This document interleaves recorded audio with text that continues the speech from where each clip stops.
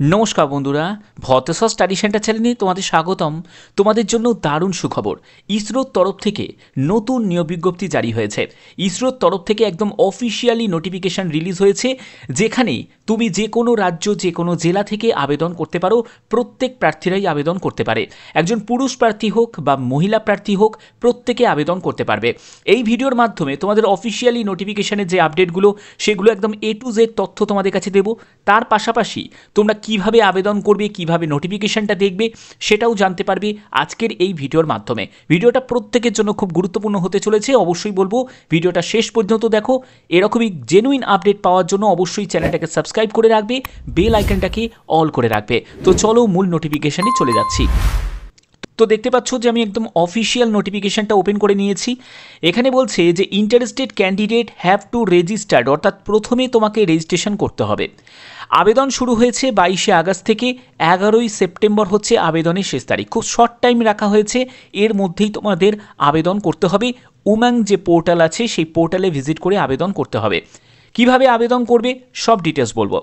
দেখো, প্রথমে তোমাদের একটি ভ্যালিড অ্যাক্টিভ মেল আইডি প্রয়োজন এবং তোমাদের মোবাইল নাম্বারও প্রয়োজন আছে, কারণ তোমাদের যা কমিউনিকেশন হবে সবই কিন্তু তোমাদের মেল আইডিতে তুমি মেল পেয়ে যাবে এবং মোবাইলে তুমি SMS পেয়ে যাবে। ঠিক আছে, পরবর্তী যেগুলো বলা হয়েছে, তোমাদের কি কি ডকুমেন্টস নিড আছে। দেখো, তুমি যদি একজন SC ST OBC ক্যান্ডিডেট হয়ে থাকো, তোমার অবশ্যই তোমাদের কাস্ট সার্টিফিকেট প্রয়োজন আছে এবং সেটা কিন্তু সেন্ট্রাল সার্টিফিকেট প্রয়োজন, এবং সেটাকে তোমাকে উমাং যে পোর্টাল আছে, উমাং পোর্টালে তোমাকে আপলোড করতে হবে।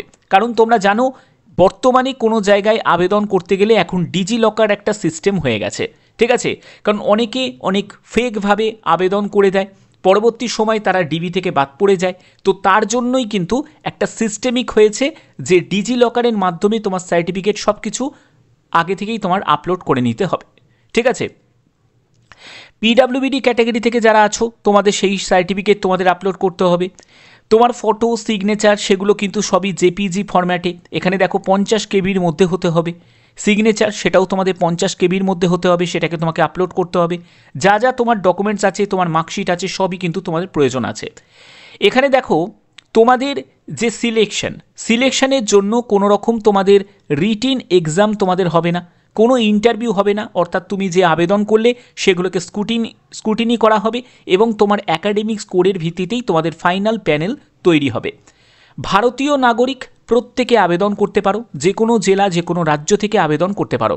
তোমার ডিপ্লোমা ডিগ্রি যা সার্টিফিকেট আছে সেই সার্টিফিকেটের নিরিখেই তোমরা আবেদন করতে পারবে, এবং পরবর্তী সময় তোমাদের একটি মেডিকেল ফিটনেস সার্টিফিকেট সেটার কিন্তু প্রয়োজন আছে যখন তুমি জয়েনিং করবে।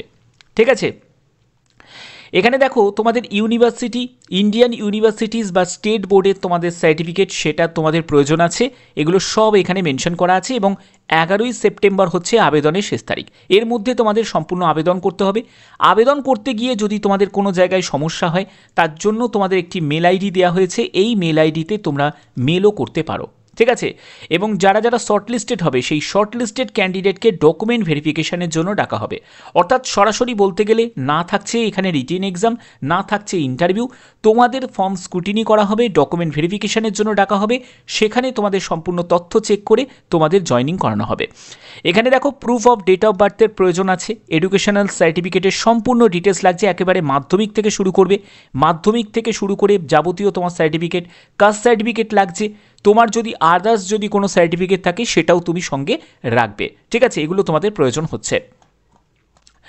এর পরবর্তী দেখো তোমাদের আর কি কি বলা হয়েছে। হাউ টু অ্যাপ্লাই করার জন্য উম্যাং পোর্টালে যাবে, সেই পোর্টালের মধ্যেই তোমাদের বিভিন্ন তোমাদের ডিজি লকার সিস্টেম আছে, সেখানে তোমাদের সার্টিফিকেট মার্কশিট সবই কিন্তু তোমাদের আপলোড করতে হবে এবং সেটা কিন্তু 1 MBর মধ্যে যেন হয়।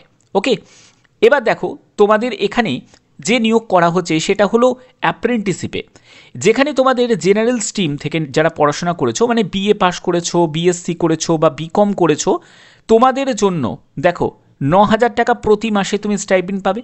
যোগ্যতা যেটি প্রয়োজন, গ্র্যাজুয়েশন, যে কোনো শাখায় গ্র্যাজুয়েশন, 60% তোমার কমপক্ষে নাম্বার থাকতে হবে, আর যদি তোমার CGPA-তে থাকে তাহলে তোমাদের এখানে 6.32 CGPA থাকতে হবে। ঠিক আছে, পরবর্তী হচ্ছে দেখো, এখানে যারা ডিপ্লোমা করেছো কমার্শিয়াল প্র্যাকটিসে নিয়ে তারাই 8,000 টাকা প্রতি মাসে স্টাইপেন্ড পাবে। এটা কিন্তু স্টাইপেন্ড পাবে, মানে ট্রেনিং চলাকালীন তোমাদের যেটা দেওয়া হয় সেটা হলো স্টাইপেন্ড।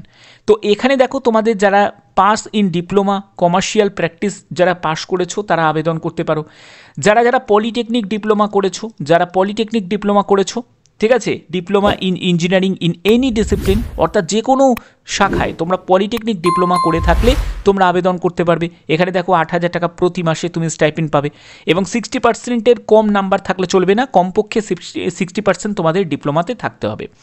লাইব্রেরি সায়েন্স নিয়ে যারা তোমরা ধরো ব্লিস করেছো, ব্যাচেলার অফ লাইব্রেরি সায়েন্স নিয়ে যে লাইব্রেরি অ্যান্ড ইনফরমেশন সায়েন্স নিয়ে যারা পাস করেছো তারা আবার আবেদন করতে পারো। ঠিক আছে, এখানেও তোমাদের 60% কমপক্ষে নাম্বার দরকার আছে।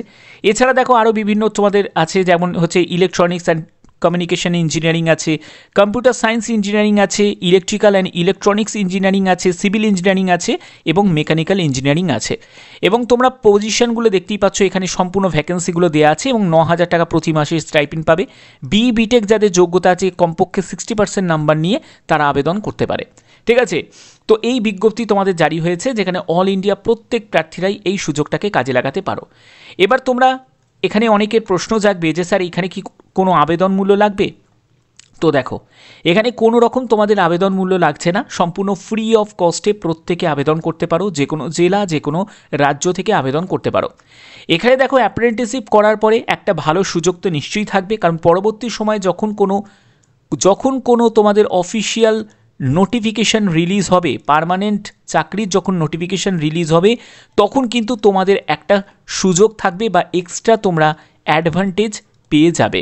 ঠিক আছে, তো এর জন্যই কিন্তু সাধারণত এগুলোকে করে রাখে অনেক ক্যান্ডিডেটরা। ওকে, তো এবার দেখো তোমাদের কিভাবে তোমরা এই নোটিশটা পাবে।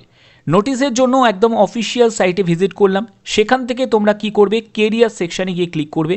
এই যে কেরিয়ার সেকশন আছে, কেরিয়ার সেকশানে ক্লিক করবে।